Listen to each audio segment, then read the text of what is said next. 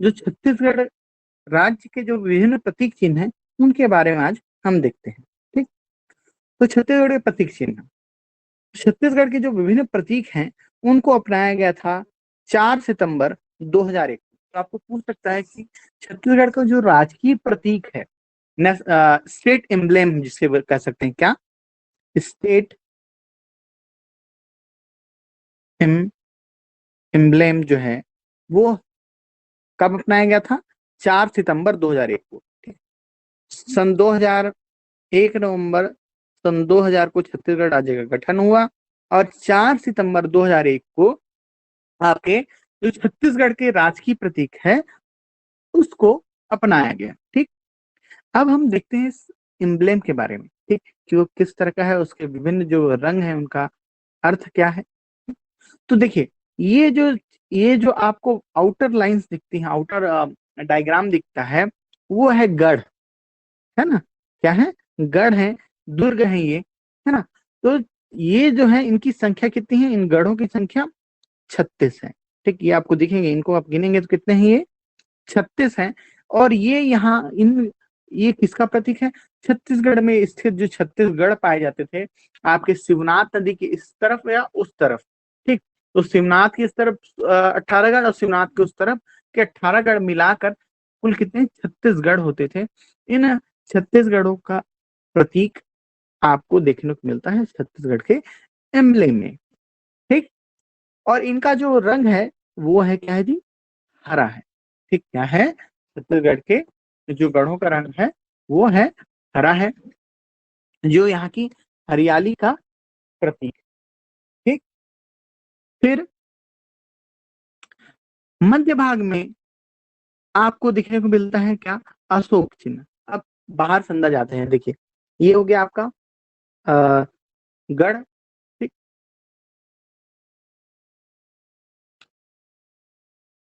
फिर है आपका ये धान की बाली। ठीक, ये धान की जो बाली है वो कौन से रंग में है? सुनहरे रंग में है। ठीक, ये जो आपको धान की बालियां दिख रही हैं ये धान की बालियां हैं। ठीक, गेहूं की बालियां नहीं है, याद रखना। जो बीच में स्थित है यहाँ पर, यह धान की बालियां हैं। ठीक, तो ये धान की जो बालियां हैं इनका रंग कौन सा है? सुनहरा रंग है, गोल्डन कलर है ना। तो सुनहरे रंग में ये धान की बालियां हैं। ये छत्तीसगढ़ के क्या कृषि में सक्षमता को क्या करती हैं? प्रदर्शित करती हैं। ठीक, कि खाद्यान्न जो क्षमता है, खाद्यान्न में जो सक्षमता है उसको प्रदर्शित करती है। इसके अलावा जो राज्य का जो प्रमुख क्या है आपका जो फसल है उसका भी प्रतीक है क्या? ये धान की बालियां। ठीक, उसके बाद सबसे अंदर में हम जाते हैं। अंदर में हमको देखने को मिलता है क्या? भारत का राष्ट्रीय चिन्ह। क्या है आपका? भारत का राष्ट्रीय चिन्ह है। ठीक, अशोक स्तंभ जिसे कहा जाता है। ठीक, भारत का राष्ट्रीय प्रतीक जो है अशोक स्तंभ, उसके नीचे में लिखा है सत्यमेव जयते वाक्य, ब्लैक कलर में। ये कौन से कलर में है? सत्यमेव आपका अशोक स्तंभ, ये है आपका लाल रंग में।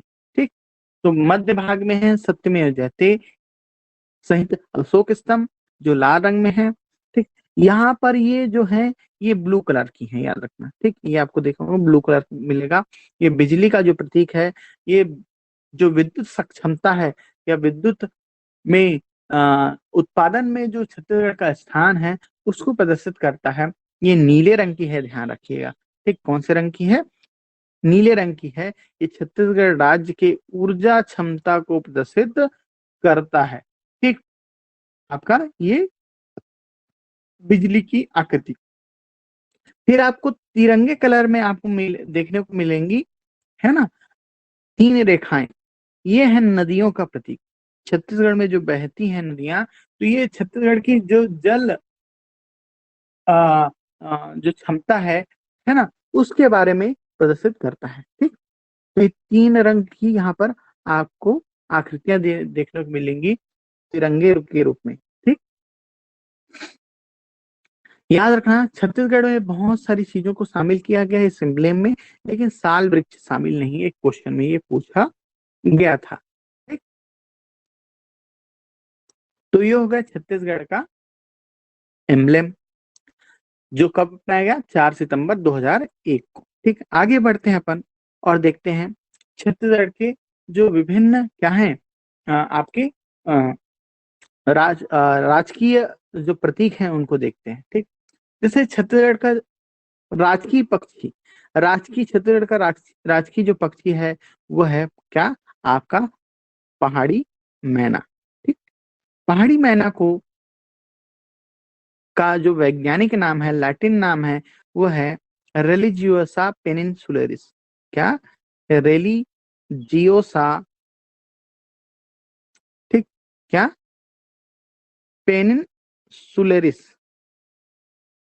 ठीक, ग्रैकुला रिलीजियोसा पेनिनसुलरिस इसका क्या है? वैज्ञानिक नाम है पहाड़ी मैना का। ठीक, पहाड़ी मैना बस्तर क्षेत्र में अधिकांशतः पाई जाती है। ठीक, काले कलर की यह मैना के जो गले की भाग है वहां पर येलोइश क्या रहते हैं? धारियां रहती हैं।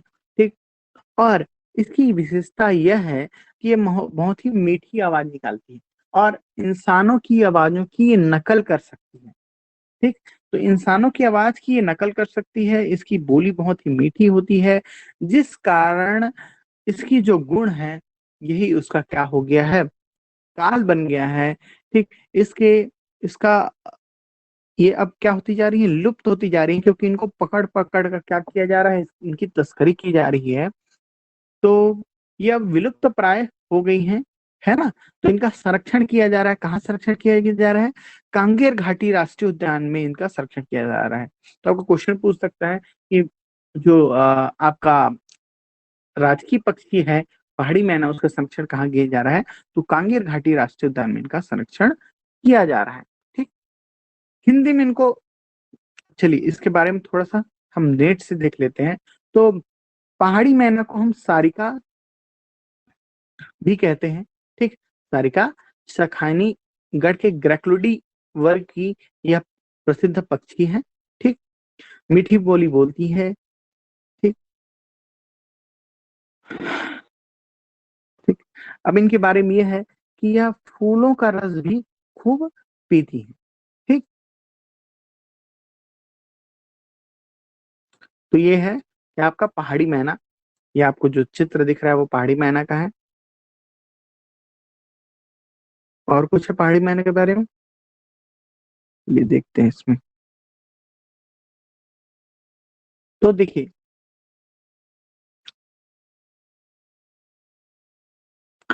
पहाड़ी मैना या हील मैना, हिंदी में इनको सारिका भी कहा जाता है।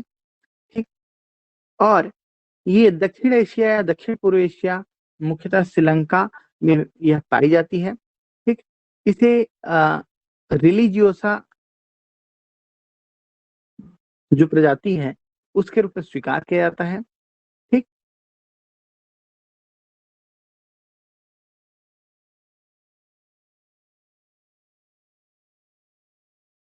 तो नीलगिरी जो पर्वत श्रृंखला है वहां पर भी ये पाई जाती है।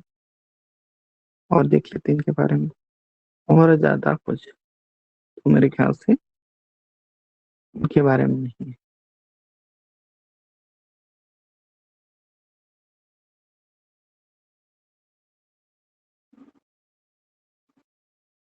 तो देखिए ये जो है, आपको ये अगर,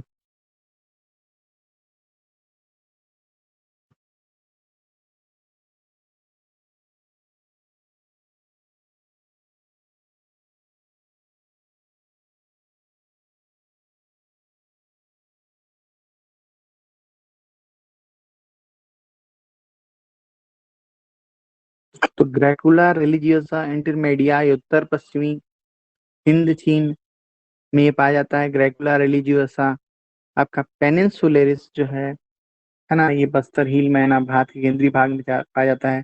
और ग्रैकुला रिलीजियोसा एल्वेनेसिस जो है वो फिलीपींस में पाया जाता है।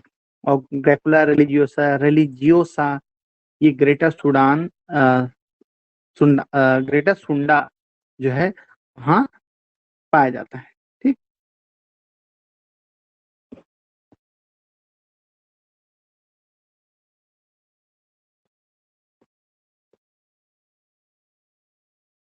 मैना की एक प्रजाति है।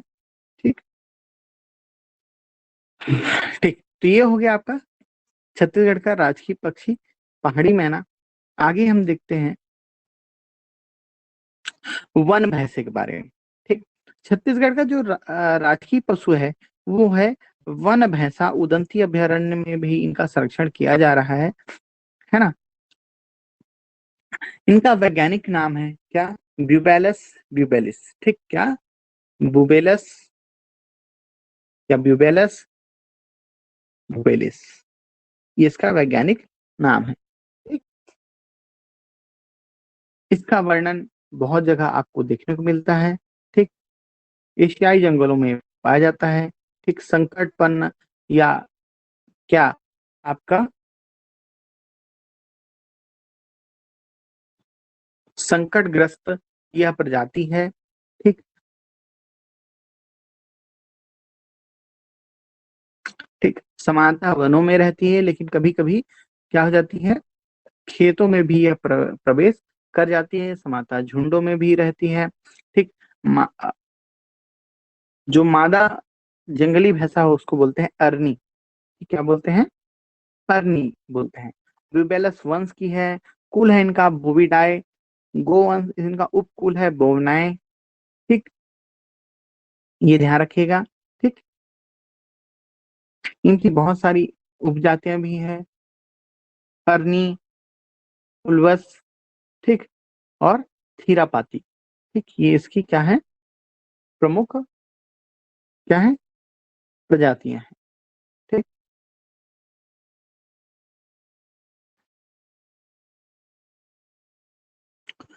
वर्तमान में इनका संरक्षण जो है उदंती अभयारण्य, ठीक, आपका कांगेर घाटी राष्ट्रीय उद्यान, इन जगह इसका क्या किया जा रहा है, आपका संरक्षण किया जा रहा है। ठीक। इसके अलावा इंदिरा जो आपका जंगली भैंसा है वो सर्वाधिक रूप से उदंती अभयारण्य, बस्तर में इंद्रावती अभयारण्य और भैरमगढ़ में भी ये पाया जाता है। ठीक।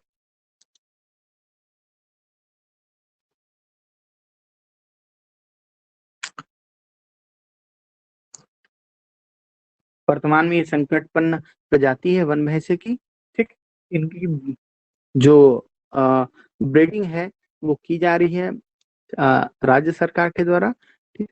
फिर भी ये अभी तक क्या है, बहुतायत रूप से नहीं पाए जाते हैं छत्तीसगढ़ में। ठीक। फिर छत्तीसगढ़ का जो राजकीय राजकीय वृक्ष है वो है साल या सरई। इसका वैज्ञानिक नाम है सोरिया रोबस्टा। ठीक। साल या सरई जो है वो छत्तीसगढ़ में पाया जाता है। ठीक, एक प्रकार की क्या है ये, अ, आपका जो ये वृक्ष है, ये इसका कार्य क्या है, इसका बहुतायत रूप से जो घर बनाने में इनका इमारती लकड़ी जो बोल सकते हैं इसको सही रूप से, इससे इसका प्रयोग किया जाता है साल या सरई का। ठीक, छत्तीसगढ़ी में इसे सरई बोलते हैं, हिंदी में इसे साल बोलते हैं, इंग्लिश में या लैटिन में इसको सोरिया रोबस्टा बोलते हैं। ठीक। छत्तीसगढ़ का जो राजकीय प्रतीक वाक्य है जो स्टेट गवर्नमेंट कांग्रेस गवर्नमेंट आने के बाद, वो है गढ़बो नवा छत्तीसगढ़। ठीक, ये है गढ़बो नवा छत्तीसगढ़। ये आपका इस क्या है, छत्तीसगढ़ का प्रतीक वाक्य है। छत्तीसगढ़ की जो आकृति है वो ही सी हॉर्स के समान है। किस प्रकार की आकृति है? सी हॉर्स के समान है। सी हॉर्स का वैज्ञानिक नाम है हिप्पो कैंपस। क्या नाम है? Hippo campus. ठीक, हिप्पोपोटेमस नहीं। ठीक, हिप्पोपोटेमस का अर्थ होता है दरियाई घोड़ा। ठीक। छत्तीसगढ़ का जो राजकीय गीत, छत्तीसगढ़ का पहले कोई राजकीय गीत नहीं था, अभी वर्तमान में छत्तीसगढ़ का जो राजकीय गीत है वो है अरपा पैरी की धार। ठीक, इसको लिखा है डॉक्टर नरेंद्र देव वर्मा ने। ठीक, किसने लिखा है?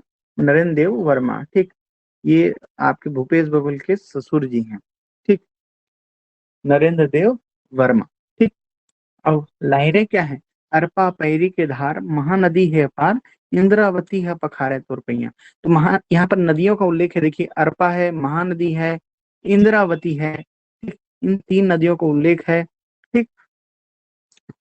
और जो डोंगरी पहाड़ है आपका राजनांदगांव है, उसको विंध्य से ही बताया गया है। ठीक। लुगरा जो है छत्तीसगढ़ में साड़ी को लुगरा कहते हैं, ठीक। वो कौन से रंग का है? हरे रंग का है छत्तीसगढ़ महतारी का, ठीक। फिर क्या है? फिर है छत्तीसगढ़ माता की जय जयकार की गई है, ठीक। यहाँ पर जो मैना है, पहाड़ी मैना, उसको भी बताया गया है कि सुघ्घर मैना, ये कहा गया है, ठीक। फिर फिर मुकुट के समान किसको बोला गया है? सरगुजा को कहा गया है मुकुट के समान। कौन सुबित हो रहा है ना। और सॉरी, रायगढ़ को क्या बोला गया है? मुकुट बोला गया है। सरगुजा और बिलासपुर को बाह के बारे में को बाह कहा गया है इस छत्तीसगढ़ माता की, ठीक। रायपुर को कन्हिया या कन्हिया कहा गया है, ठीक। और दुर्ग बस्तर को किसके समान बताया गया है? पैजनिया के समान बताया गया है ना।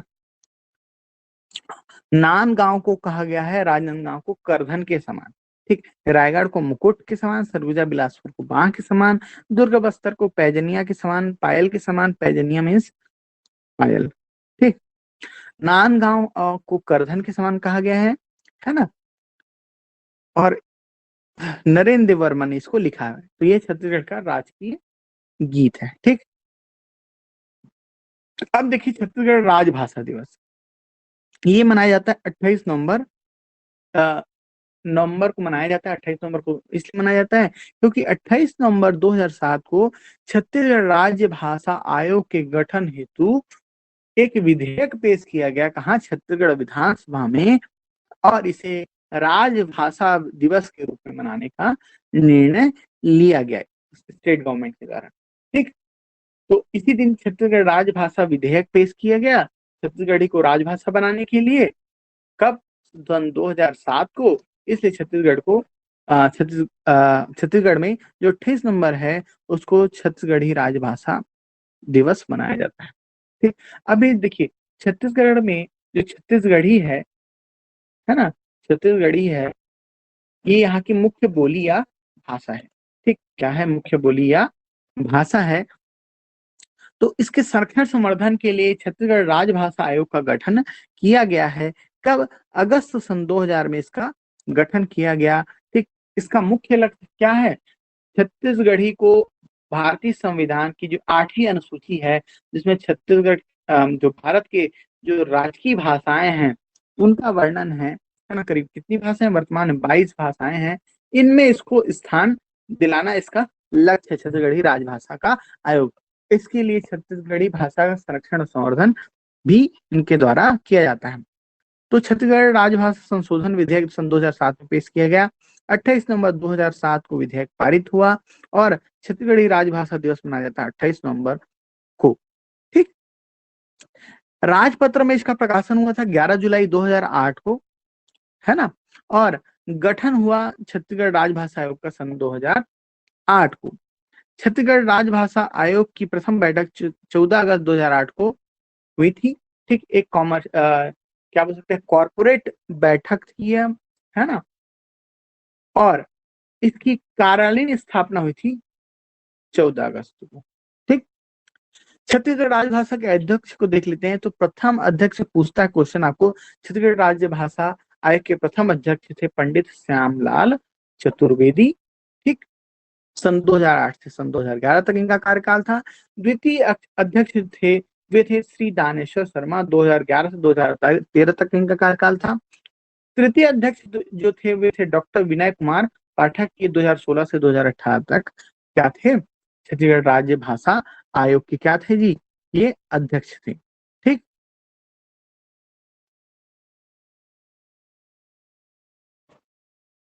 देख लेते हैं वर्तमान में छत्तीसगढ़ राजभाषा आयोग के मेरे ख्याल से कोई क्या अध्यक्ष नहीं है।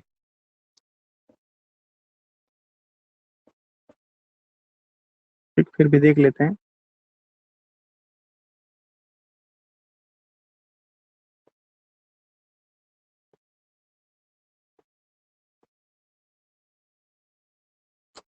ठीक, तो ये 3 अध्यक्ष जो हैं ये छत्तीसगढ़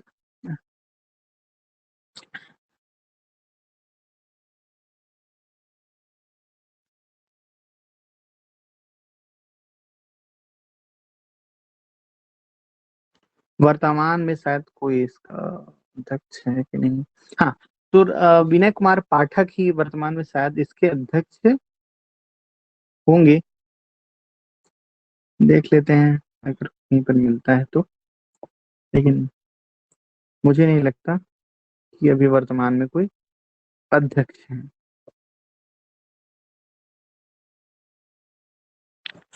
वर्तमान में जो छत्तीसगढ़ राज्य भाषा आयोग के सचिव हैं वो हैं सुरेंद्र दुबे।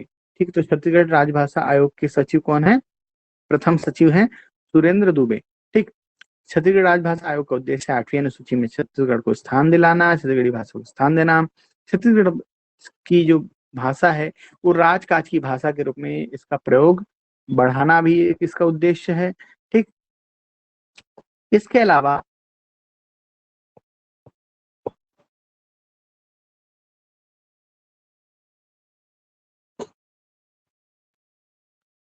न्यूज में देख लेते हैं एक बार अगर।